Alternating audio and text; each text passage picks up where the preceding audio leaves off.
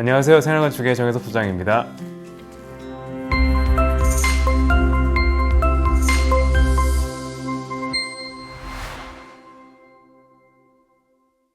네, 오늘은 저희가 구독자 1000명을 돌파하면서 Q&A 시간을 가졌었는데 많은 분들께서 질문을 올려주셨습니다. 근데 그 중에서 엄선하고 엄선해서 오늘 몇 가지 질문에만 답을 드리려고 합니다. 최대한 저희가 이제 구체적으로 답을 드릴 수도 있고, 사실 저희가 모든 걸 다 알고 있는 게 아니기 때문에 최대한 도움을 드리고자 하는 취지에서 답변을 준비해 봤습니다. 네, 시작하겠습니다. 아이디 스마트 슬러시 님께서 질문을 주셨어요. 축하드린다고. 감사합니다.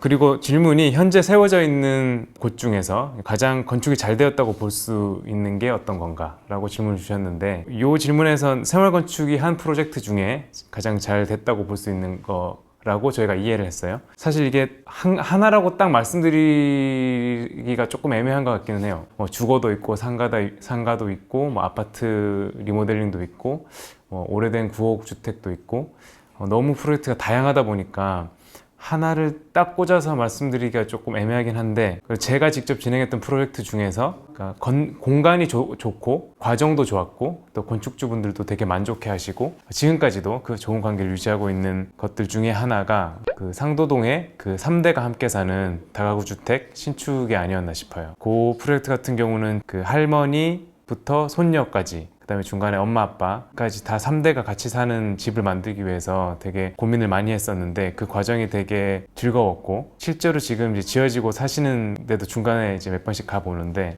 되게 만족해하면서 잘 쓰고 계시더라고요. 이제 그런 모습을 보면서 되게 뿌듯하기도 하고 우리가 건축하기를 잘했구나라는 생각이 들었습니다. 아이디 르롤루 님께서 공사하는 지역에 있는 건축사를 선택해야 되는지, 설계를 하실 때 아니면 다른 지역에 해도 되는지, 그리고 이제 토목 설계를 할 때 토목 설계 회사에 가서 하고 건축은 건축사에 따로 하는 건지를 여쭤보셨는데요. 네, 일단 토목 설계는 저희가 할 수가 없습니다. 그래서 토목 설계 사무소에서 별도로 하셔야 되는 거고요. 큰 틀에서는 이제 건축사, 저희 같은 건축사들이 큰 틀을 잡고요. 그 다음에 토목 설계는 사실 가장 큰 부분이 이제 흙막이 설계라는 부분인데, 지하를 판다거나 아니면 옹벽이 있다거나 이제 그런 경우에 대지를 다루는 그런 큰 범위에서 하는 부분이라서 그건 또 면허가 따로 필요합니다. 그래서 토목 설계 사무소가 별도로 토목 설계는 진행하게 돼 있습니다. 그 다음에 첫 번째 질문에서는 지역에 있는 건축하고자 하는 그 지역에서 건축사를 선택하셔야 되는지에 대한 문제인데, 사실 그거는 정답은 없어요. 그러니까 저희도 설계는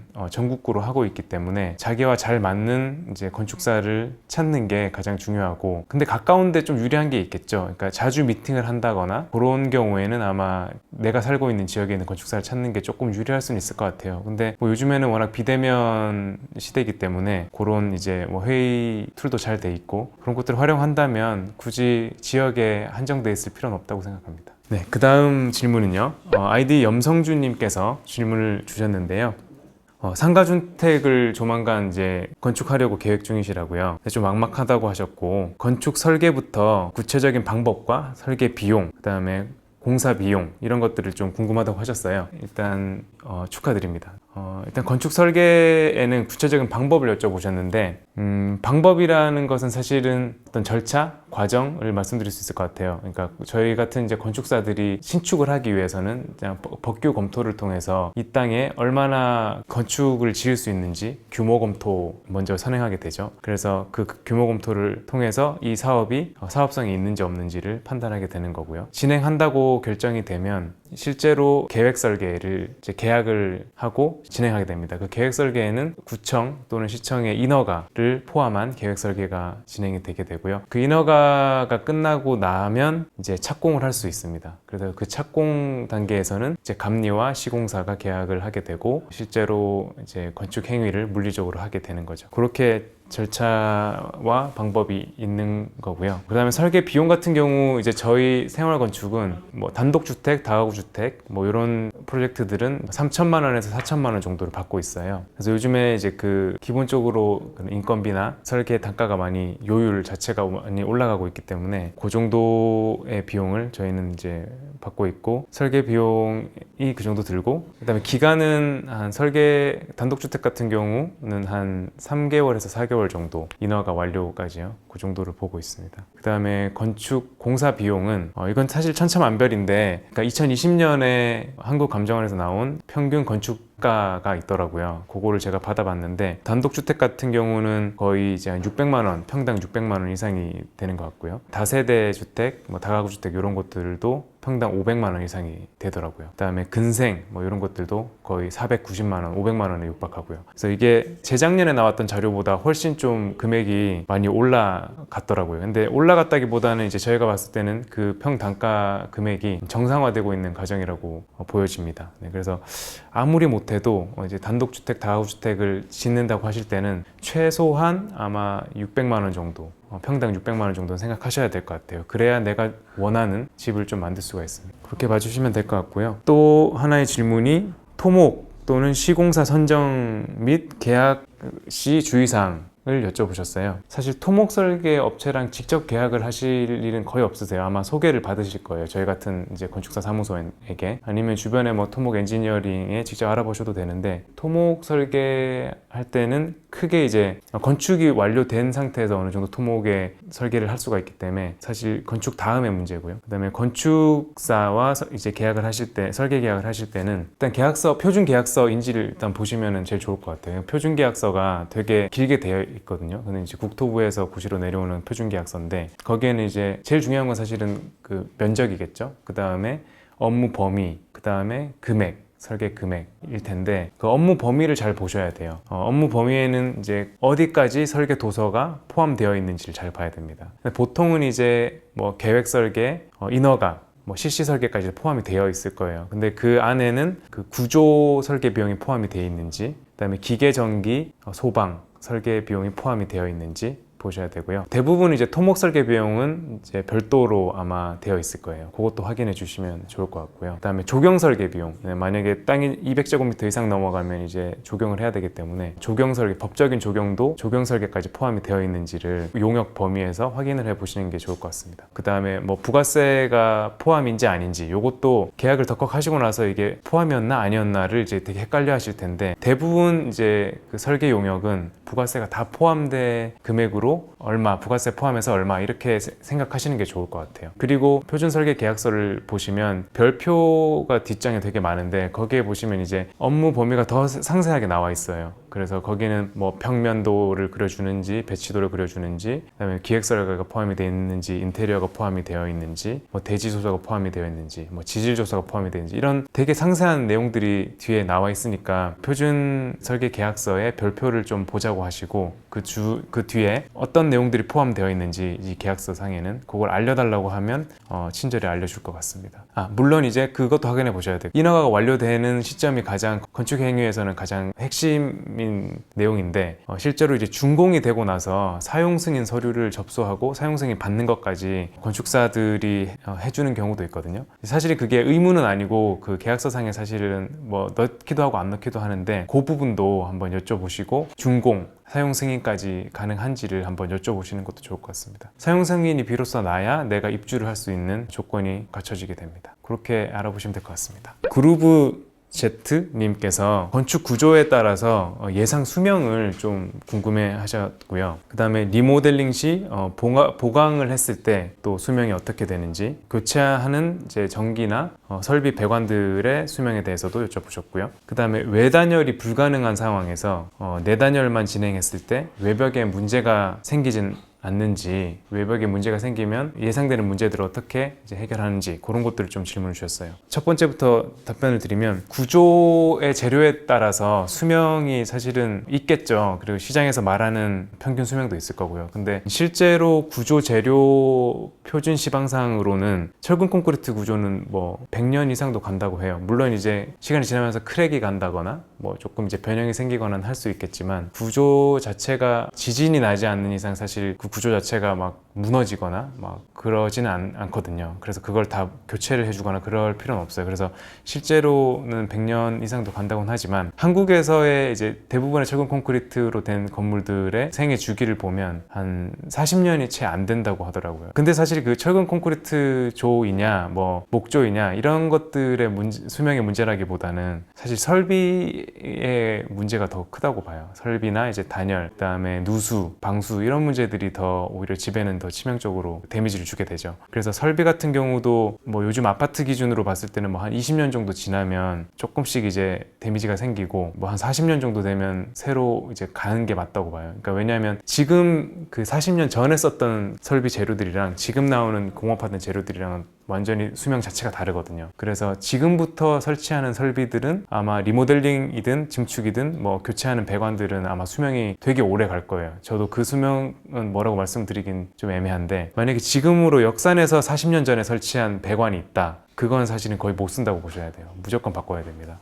그런 데서 이제 녹물 나오고 하는 거거든요. 그래서 배관에 대해서는 그렇게 말씀드릴 수 있을 것 같고 전기에 대해서도 사실은 뭐 전선 자체가 막 부식이 된다거나 그럴 일은 거의 많지는 않아요. 근데 전기 용량 자체가 이제 점점 현대 시대에는 가전제품 자체가 많아지니까요. 전기 용량 자체가 커지기 때문에 전기 배선을 바꿔야 되는 경우가 있고 그런 게 있습니다. 그리고 이 배관이나 전기 설비들은 사실 유지 관리를 계속 하면서 쓰면 사실 영구적으로도 쓴다고 보셔도 될 것 같아요. 근데 이거를 유지 관리를 할 수 있게끔 만드느냐 첫 번째 그게 가장 관건일 것 같아요. 지금부터 짓는 집들에 대해서는 그게 무슨 말씀이냐면 벽에 이제 막 완전히 매립이 돼 있어가지고 벽을 까내지 않는 이상 그걸 손볼 수가 없는 상황들이 있거든요. 설비 같은 경우에는 이제 그런 상황에서는 유지 보수하기 너무 어렵죠. 그래서 실제로 아예 불가능한 거죠. 벽에 묻혀 있거나 콘크리트 벽체 안에 들어있으면 나도 모르게 이제 벽에 구멍을 드릴로 구멍을 좀 뚫었는데 그게 배관이 뚫린다거나 뭐 이래버리면 집에 큰 데미지가 생기는 거니까요. 그래서 요즘에 될 수 있으면 가능하다면 이제 그런 설비들을 골조나 이제 구조체에 묻지 않고 점검이 가능하게끔 최대한 좀 매립하지 않고 시공을 하는 방법을 택하는 게 좋습니다. 그 다음에 외단열이 불가능해서 내단열을 했을 때 그러면 외부는 어떻게 되나요? 뭐 괜찮나요? 이런 질문인데 사실 외단열을 하면 제일 좋죠. 오래된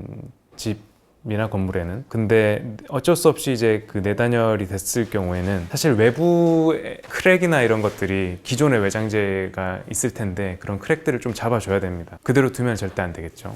왜냐하면 외벽에서 가장 겉면에서 크랙이 생겨서 누수나 이제 열교가 생기게 되면 내부에 아무리 단열재를 해도 그 단열재 안쪽으로 구조체와 단열재 안쪽으로 또 결로가 생길 수도 있고 이제 물이 들어올 수도 있고 눈에 보이진 않지만요. 그래서 이제 안쪽에서 곰팡이가 핀다거나 그런 여러 가지 이제 하자의 요인들이 될 수 있기 때문에 오래된 건물의 외벽은 무조건 손을 봐줘야 됩니다. 네, 그 다음에 또 답변을 드릴 텐데 아이디 양승준님께서 질문을 길게 주셨어요. 신혼부부시고 경기권의 노후주택을 리모델링해서 이제 살고 싶으시다고 하시는데 설계부터 시공까지 이제 알아보려고 하니 좀 막막하다고 하셨고요. 그래서 이제 노후주택을 사셔서 대수선을 할 때는 공간에 대한 손해가 없는지 공간에 대한 손해라는 건 이제 구조 보강을 하기 때문에 생기는 내부에서의 그런 공간의 손해를 말씀하신 것 같아요. 네, 여쭤보셨는데 일단 손해가 아무래도 내부의 그 구조 보강제 H빔을 받게 되면 생길 수밖에 없습니다. 그래서 최대한 그 공간의 손해가 덜 생기게끔 덜 생기는 위치에 구조 보강제 H빔 기둥을 받고 볼을 보내고 그런 것들이 사실은 되게 중요해요. 이 노후주택 리모델링 그다음에 구조 보강에서는 보강 부재를 어디에 두느냐가 되게 관건일 것 같아요. 집 방 자체가 너무 작거나 그러면 뭐 조금 어려울 수는 있겠지만 이론적으로는 구조 보강을 통해서 기존의 벽체를 다 허물고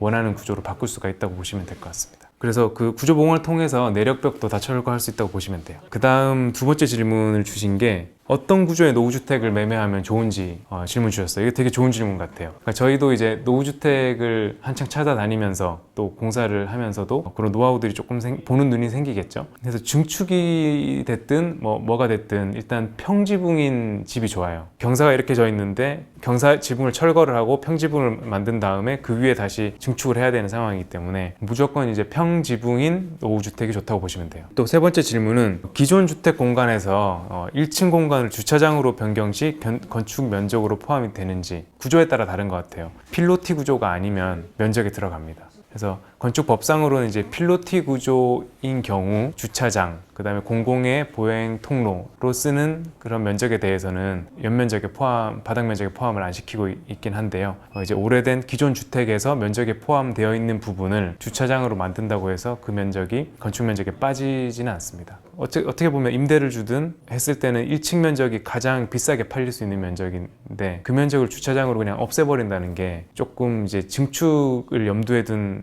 건축에서는 사실 효용성이 전혀 없을 것 같아요. 그래서 증축을 신축 비용을 들여서 하는 이유가 기존의 면적을 그대로 가져가면서 더 추가적으로 내가 얻고 싶어서 그런 거거든요. 그러니까 저희가 제일 처음에 했던 이제 생활건축 사업을 할 때도 1층 상가를 신축을 했을 때 1층을 다 주차장으로 내줘야 되니까 그 면적이 너무 아까운 거예요. 그래서 1층을 저희가 사무실로 쓰자는 결정을 하고 이제 주차를 아예 추가 안 하는 범위에서 중축을 해가지고 쓴 거거든요. 그래서 굳이 이제 상가로 만들어 놓고 필요하면 그냥 내가 주차를 하면 되는 거죠. 차가 들어갈 수 있는 구조를 만드는 것도 저는 방법이라고 생각합니다. 그 다음에 이제 네 번째 질문인데요. 노후주택 중축이 구조 보강만으로 가능할까요? 이제 토지에 따라 다르겠지만 용적률이 허용된다고 가정했을 때 신축이 아닌 대수선에서 H빔 구조 보강으로 중축이 가능한지 여쭤보셨습니다. 지금 대수선하고 중축을 조금 헷갈려 하시는 것 같아요. 그러니까 대수선을 통해서 중축이 가능하냐? 요거는 사실 법적으로는 두 개가 완전 다른 행위거든요. 중축은 중축이고